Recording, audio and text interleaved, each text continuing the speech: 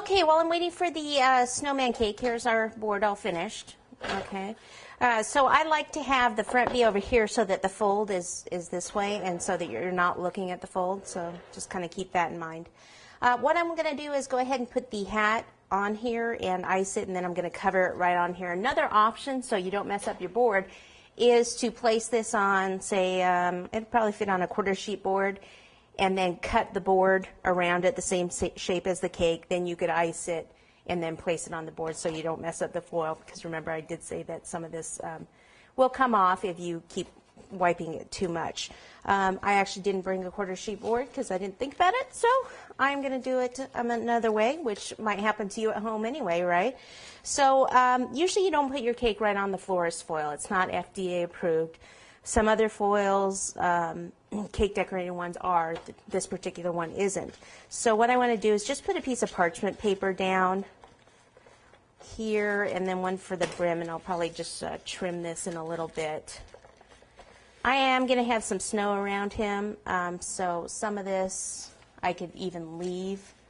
And then what I want to do is put some more buttercream on top so that this will stick, and slide that off.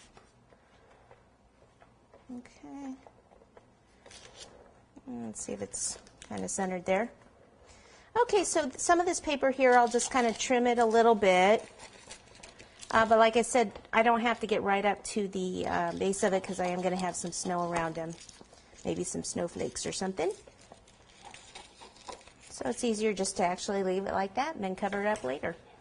Okay, so I'll go ahead and this was a little loose here because I never ended up putting buttercream in between there where I joined the cakes together.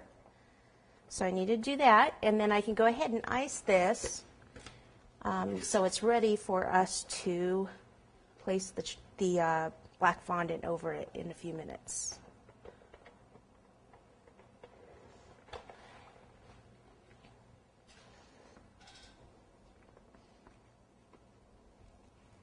Inside here just needs to be thin.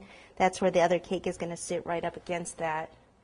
And I'm just putting buttercream there to just kind of seal it while we're waiting so it doesn't dry out, and also so it'll just kind of stick a little bit better when we get the other piece on there.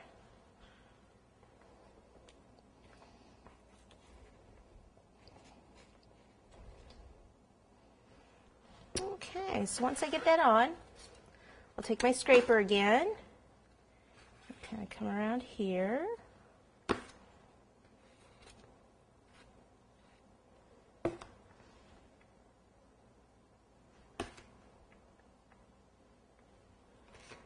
And for this part, I'll go ahead and use the little piece of acetate that I use. This is the little cake collars, the bands that go around the cakes, usually in fancy like grocery stores. They have usually like the strawberry filled cakes, so that you can see the strawberries and the filling on the side.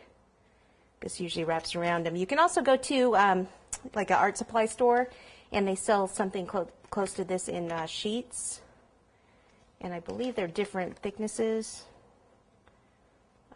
I usually just use the cake strips by Copy Cake is who sells these. It's actually a big box, so you might want to share it with your friends.